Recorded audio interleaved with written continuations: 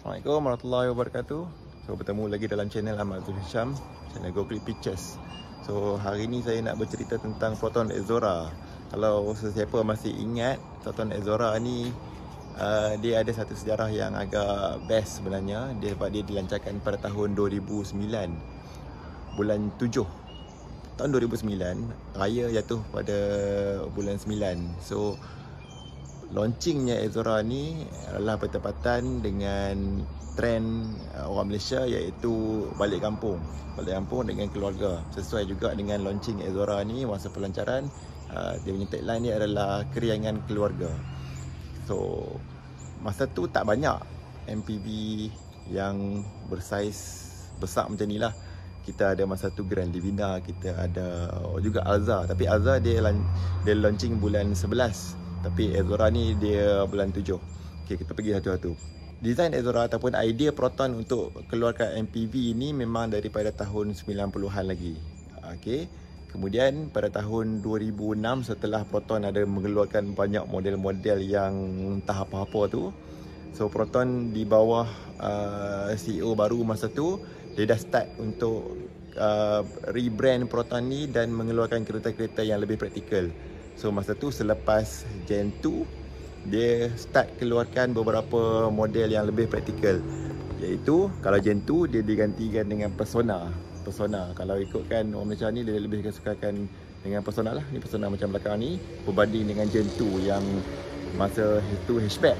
Hatchback dia popular pada 90-an, tapi bila masuk tahun 2000 tu demand untuk kereta-kereta besar lebih lagi lah untuk bonnet. So masa tu selling point tu kebanyakan dia orang balik kampung, bonnet besar, boleh isi barang banyak, macam tu. So tahun 2009 ni keluarlah Exora ni. Sebelum tu keluar Proton Persona daripada Gen 2. Proton Exora ni adalah platform baru. Dia adalah misi Proton untuk buat kereta-kereta besar dan juga premium. Sebab itu platform Exora ni sebenarnya diguna pakai untuk Proton Preve. Proton Preve dan Proton Exora ni berkongsi platform yang sama. So kalau ikut sizing dia memang lebih kurang lah. Cumanya ini adalah MPV, Preve adalah sedan.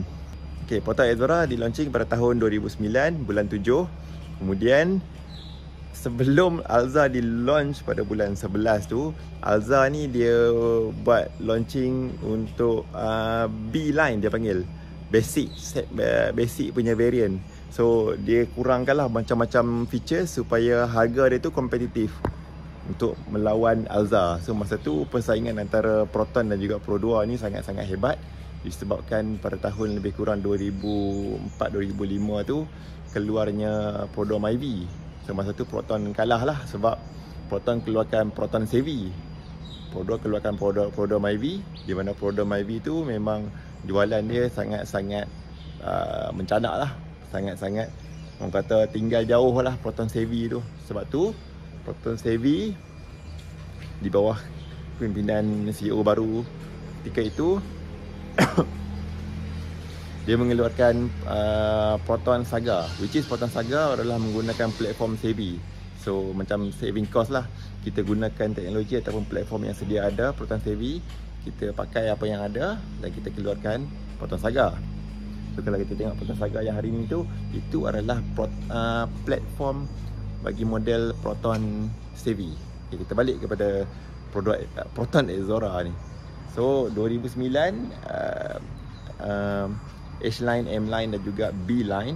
Kemudian pada tahun 2010 dia ada Exora MC, minor change. Tak ada apa, dia cuma tukar color, dia cuma tukar body kit sikit-sikit. Dan pada tahun 2011, masa tu dia dah start untuk keluarkan Proton Exora Bold. Okay.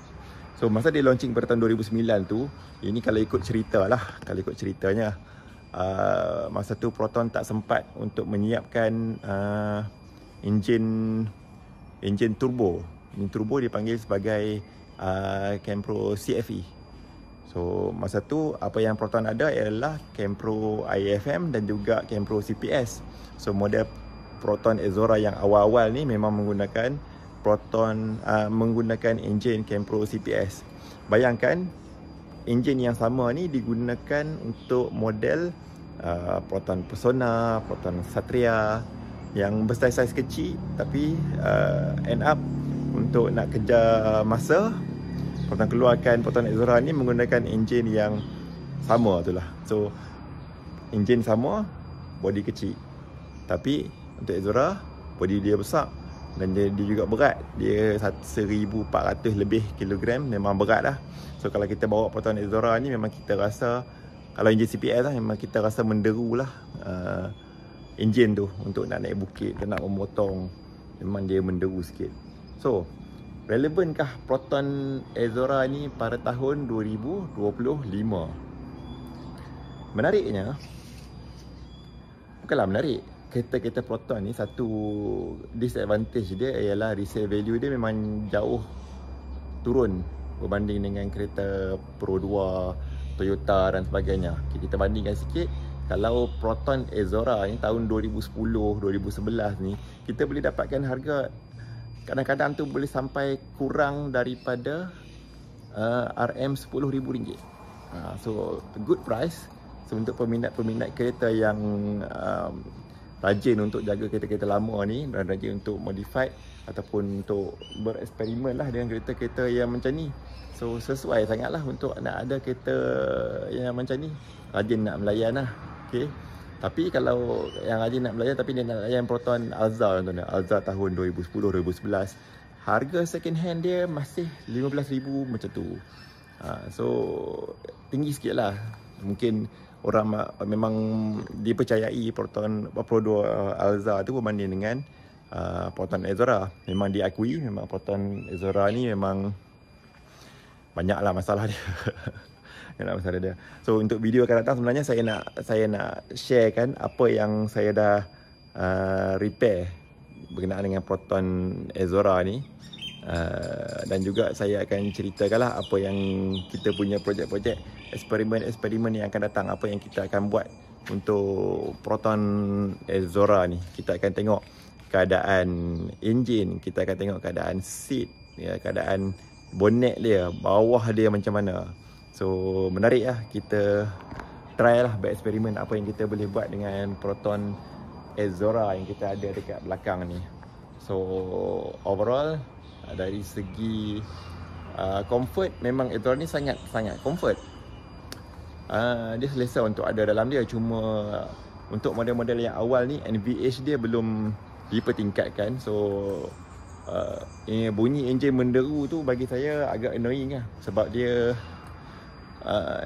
tak laju, tapi kita dapat dengar bunyi tu dengan jelas. Tapi dari segi ruangan dalam dia memang sangat-sangat luas, sangat-sangat selesa. Dari segi ruang dia menang, cuma dari segi enjin tu dia kurang. Saya tak pasti kalau siapa-siapa yang ada dalam ni memang memandu Proton Exora CFE, saya rasa itu lebih menjamin keseronokan memandu lah. Walaupun kita tahu enjin turbo ni kalau tekan lebih, maknanya duitnya pun lebih lah, minyak dia lebih, dia makan minyak lebih lagi berbanding dengan ini model CPS yang lebih untuk orang-orang penyabar lah. Untuk memandu Proton Exora CPS ni.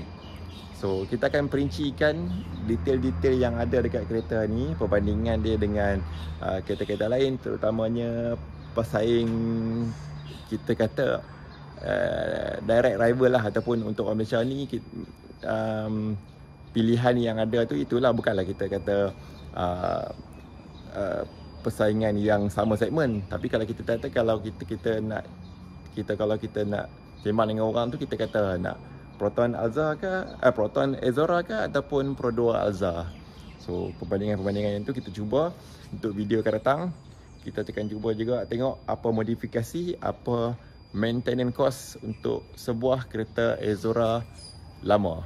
Sebab kalau kereta baru, walaupun dia indirect, pengganti Proton Exora adalah Proton X90. Tapi tak adalah direct sangat kan, sebab Proton X90 tu mahal. Dikabarkan Proton ada Proton V70. Itu yang betul-betul pengganti Proton Exora. So jumpa lagi di video akan datang. Bye bye, assalamualaikum.